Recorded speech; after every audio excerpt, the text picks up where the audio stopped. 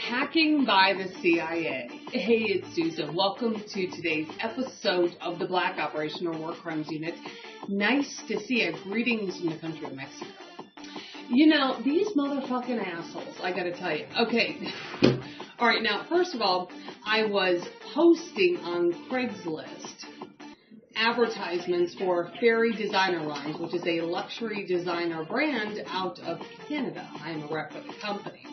And yesterday, I was posting all throughout Texas. I mean, we're giving away $300 gift certificates. They're free. They include free shipping.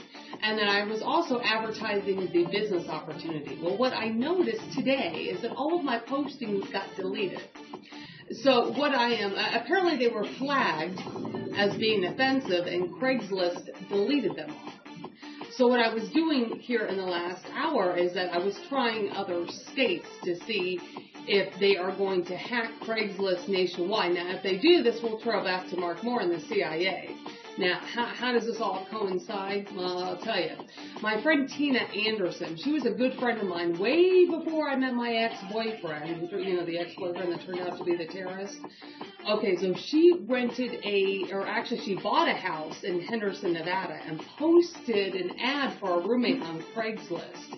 And who was the person that responded to her post? Well, the guy that turned out to be the fucking CIA jackass Mark Moore, who's connected into the major assault disappearance of my child, the disappearance of my car, the human trafficking of labor wages for about $200,000, and one of these assholes at the U.S. Department of Justice should have been doing something about, like, throwing him in fucking prison.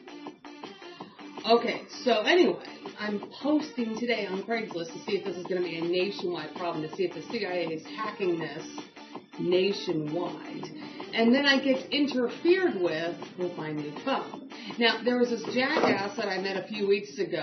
I had actually tried out a strip club in El Paso, Texas called Cabaret, and it just totally reeked of a damn setup. I mean, basically the place looks like a strip club in the front end, but appears to be a hub for prostitution in the back end, and it has a vice sting reeked like all over the picture. So I had to get out of that. And so a customer that was there at the cabaret, I incidentally met him on the streets, miles, probably about 10, 15, 20 miles away from where the cabaret was, and he was obviously trailing me. So, and I did end up spending a few nights with him, and one night, it got really weird. I woke up in the middle of the night, I was staying at his hotel, woke up in the middle of the night, and he wasn't there. And you know, and I ended up staying up like most of the rest of the night because to me, it reeked of a murder plot. And this guy acts in behavior just like CIA operative Mark. I mean, I think this guy's very dangerous. So I'm doing my Craigslist posting, and all of a sudden I get a text message from this Eddie, right? Asking me if I'm doing lap dances in Mexico, what am I doing in Mexico and all that. And see, this is how the CIA interferes with me. They'll call me, they'll send me an email, they'll send me a text. This is the pattern of behavior on how they work. Because what they want to do is they want to know what I'm doing, especially in a foreign country. They would want to know what I'm doing without going through proper law enforcement channels, which would be law enforcement. Now, law enforcement in the United States does this too. They use third-party people to do this.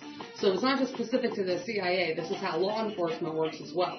So, because I got trailed all throughout international vacations. So this is how they do this. They use third-party people just to pretend to befriend me so they can figure out what I'm doing on a daily basis, right? Okay, so instead of using proper law enforcement channels, such as contacting, let's just say the Mexican government, contacting Interpol, whatever, you know, would be appropriate, they would hack me through third parties. So he just sent me a text, you know, sent me a text, he's doing lap dances in Mexico, whatever. I said, you want to know what the hell I'm doing in Mexico? You can ask the Mexican Army. You want to know what I'm doing in Mexico? You can ask the Mexican Army. The Mexican Army and I, we know each other because of all the crap. I know the Mexican Army all throughout the country of Mexico. Every port of entry in just about every major airport. You want to know what I'm doing in Mexico? You can ask the Mexican Army. Sending a text message, just trying to interfere with my business operations for global wealth trade or fairy designer lines. But this is how these assholes work. And the bottom line to this is that they don't want me also to stay in a foreign country, be it Mexico, and they're definitely pissed off that Canada has given me a business opportunity. Global Wealth Trade is located in Canada.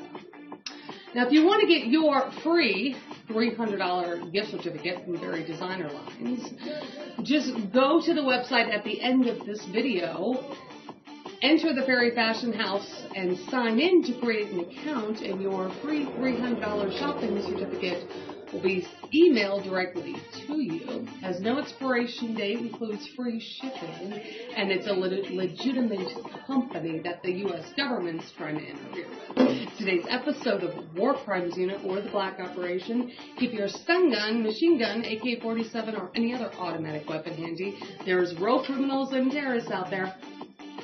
I'll see you next time.